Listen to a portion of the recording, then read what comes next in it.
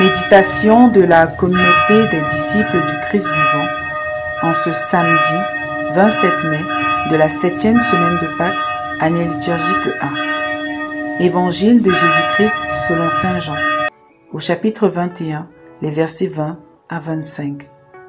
En ce temps-là, Jésus venait de dire à Pierre, « Suis-moi ». S'étant retourné, Pierre aperçoit, marchant à leur suite, le disciple que Jésus aimait. C'est lui qui, pendant le repas, s'était penché sur la poitrine de Jésus pour lui dire, « Seigneur, quel est celui qui va te livrer ?» Pierre, voyant donc ce disciple, dit à Jésus, « Et lui, Seigneur, que lui arrivera-t-il » Jésus lui répond, « Si je veux qu'il demeure jusqu'à ce que je vienne, que t'importe? Toi, suis-moi. » Le bruit courut donc parmi les frères que ce disciple ne mourrait pas. Or, Jésus n'avait pas dit à Pierre qu'il ne mourrait pas, mais « Si je veux qu'il demeure jusqu'à ce que je vienne, que t'importe ?» C'est ce disciple qui témoigne de ces choses et qui les a écrites. Et nous savons que son témoignage est vrai. Il y a encore beaucoup d'autres choses que Jésus a faites, et s'il fallait écrire chacune d'elles, je pense que le monde entier ne suffirait pas pour contenir les livres que l'on écrirait. Acclamons la parole de Dieu. Bien-aimés du Seigneur, loué soit Jésus-Christ. La scène de l'évangile que nous venons d'écouter fait suite à la manifestation de Jésus à ses disciples au bord du lac de Galilée, après que le Christ ait mangé avec ses disciples et confirmé le don à Pierre de la responsabilité de diriger son Église. Après cette profession de foi et d'amour de Pierre à Jésus, celui-ci veut savoir ce que Jésus accordera comme grâce à Jean, le disciple qu'il aimait. Jésus n'a pas aimé cette curiosité qui avait tout l'air d'être malsaine.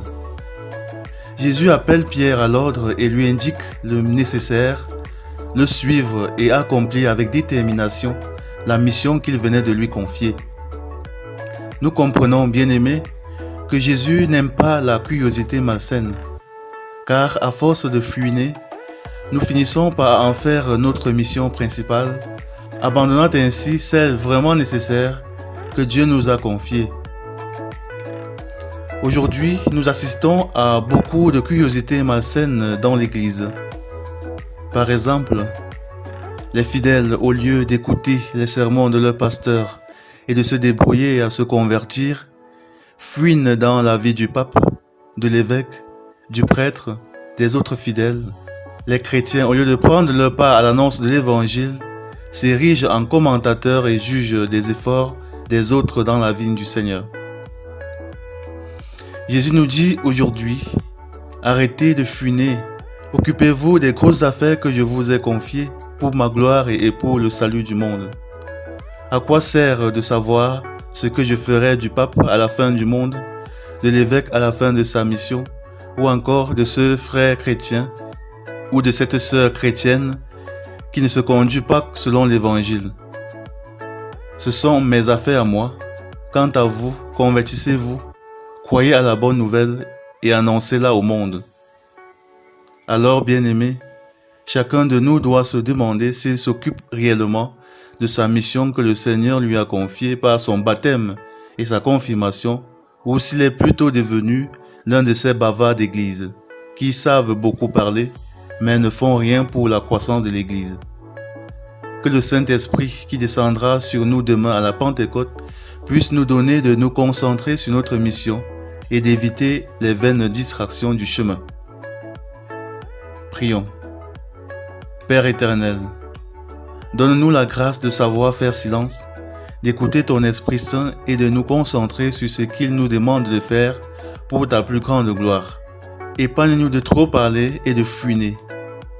Par Jésus-Christ, notre Seigneur et notre Dieu, qui vit et règne avec toi dans l'unité du Saint-Esprit, un seul Dieu pour les siècles des siècles. Amen. Intercession.